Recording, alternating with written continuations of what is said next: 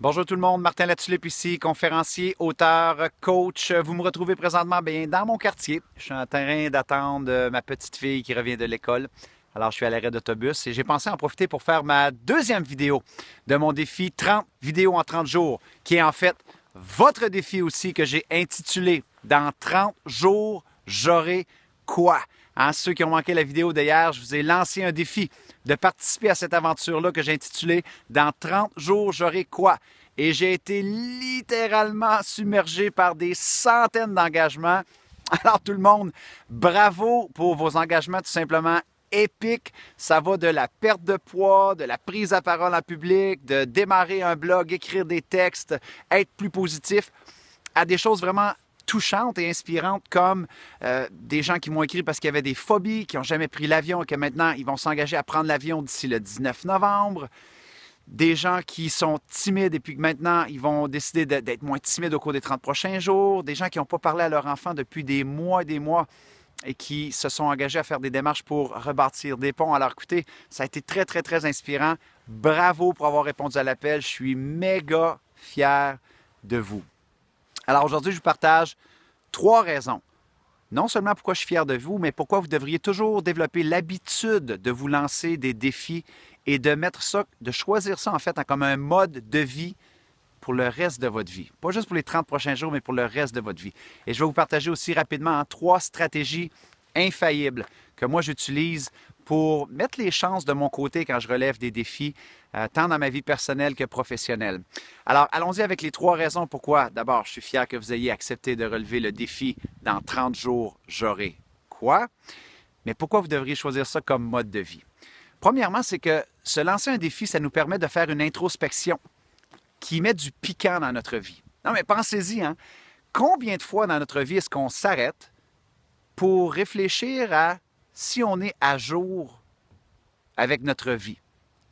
Combien de fois est-ce qu'on pense à est-ce que je suis satisfait de ce que j'ai accompli, de ce que j'ai réalisé, de l'impact que j'ai au quotidien?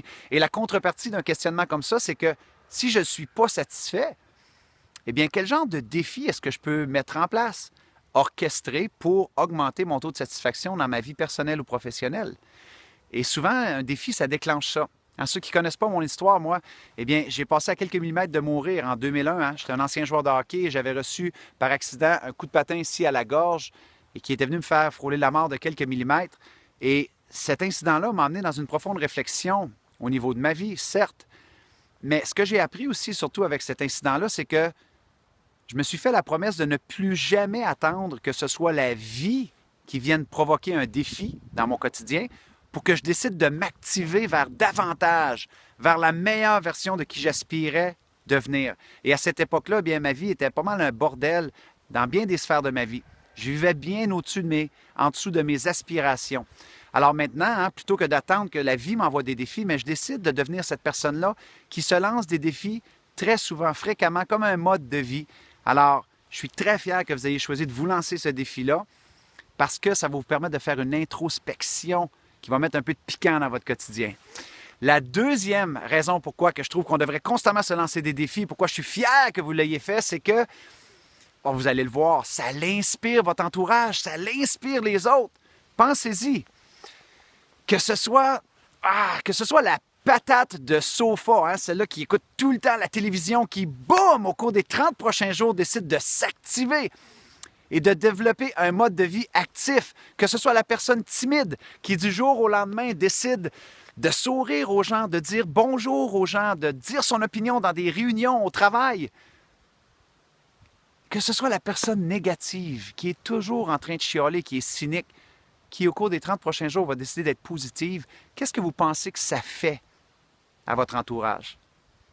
Mais indirectement, ils se disent, merde, si lui ou elle fait ça, elle est en train de changer, eh bien, qu'est-ce que moi je peux faire? Hein? C'est comme cette fameuse citation-là de Gandhi qui dit « Devenez le changement que vous voulez voir dans le monde ».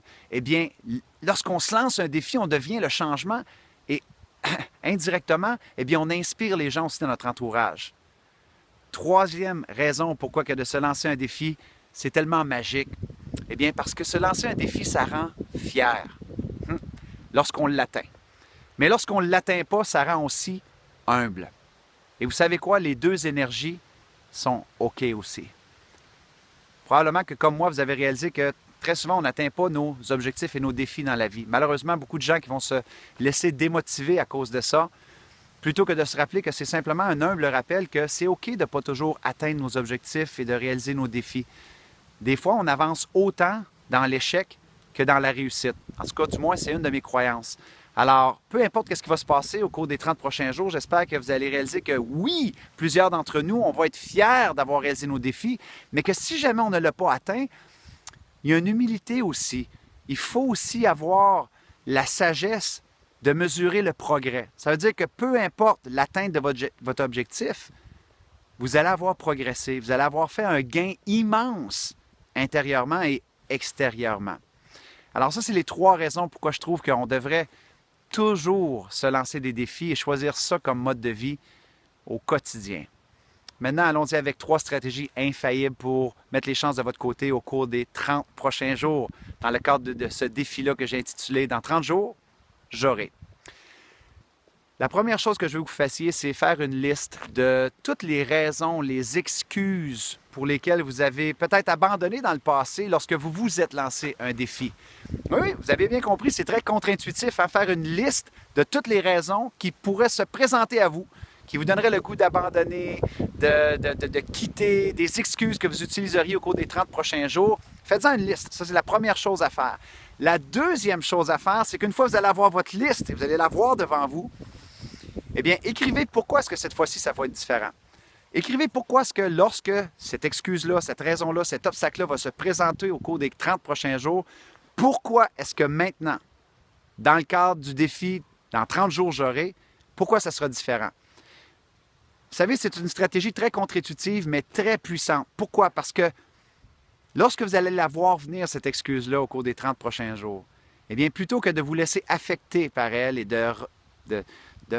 d'entrer dans les mêmes patterns psychologiques qui vous ont peut-être mené à abandonner dans le passé, eh bien, lorsque vous allez la voir venir ou lorsque vous allez la ressentir au cours des 30 prochains jours, eh bien, vous allez vous dire « Ah, je savais que tu t'en venais. Je savais en fait que tu te présenterais. Mais cette fois-ci, c'est différent. Voici pourquoi ce projet-là me tient à cœur. Voici pourquoi le défi, dans 30 jours, j'aurai mon engagement. Pourquoi ça me tient à cœur. » Et vous allez voir que ça va dissiper votre goût à l'abandon. Alors, la troisième chose que je veux que vous fassiez, troisième stratégie, c'est bien simple, c'est de vous engager publiquement. Il y a une force énorme à s'engager publiquement quand on veut relever un défi. Parce que, comme je l'ai mentionné, dans la deuxième raison pourquoi que c'est bien de réaliser des défis, c'est parce que en le partageant publiquement, votre entourage au complet va être inspiré par vous et il y en a peut-être même plusieurs qui vont se mettre à vous encourager, à vous rappeler de ne pas abandonner. Mais si on le garde pour soi, parce qu'on a peur que les autres nous jugent, eh bien très souvent, on est seul à s'engager et notre abandon va être moins destructeur parce qu'on va se dire « il y a juste moi qui le sais, je vais abandonner, je vais remettre ça plus tard. » Non! Ne faites pas cette erreur-là. Alors, si vous êtes sur les réseaux sociaux, allez partager publiquement votre engagement, que ce soit sur ma chaîne Facebook ou YouTube, mais activez ces 3 stratégies-là, mes amis. Faites-vous une liste des raisons pour lesquelles vous pourriez peut-être abandonner. Mettez-les-vous-les au visage. C'est un exercice très lucide. La deuxième chose, écrivez pourquoi que cette fois-ci, ça va être différent. Pourquoi vous n'abandonnerez pas au cours des 30 prochains jours. Et la troisième chose, rendez votre objectif ou votre défi public. Alors voilà, mes amis. Sur ce, moi, je vous dis, ma vidéo 2 est réalisée. Alors, deuxième jour avec succès. J'espère que c'est la même chose pour vous. Tant qu'à moi, je vous dis, jusqu'à notre prochaine communication, soyez reconnaissants, reconnaissantes, célébrez la magie d'aujourd'hui. Et merci sincèrement de faire partie de ces gens-là qui ont le courage de vouloir bâtir un monde meilleur. C'était votre ami Martin qui vous dit au revoir tout le monde.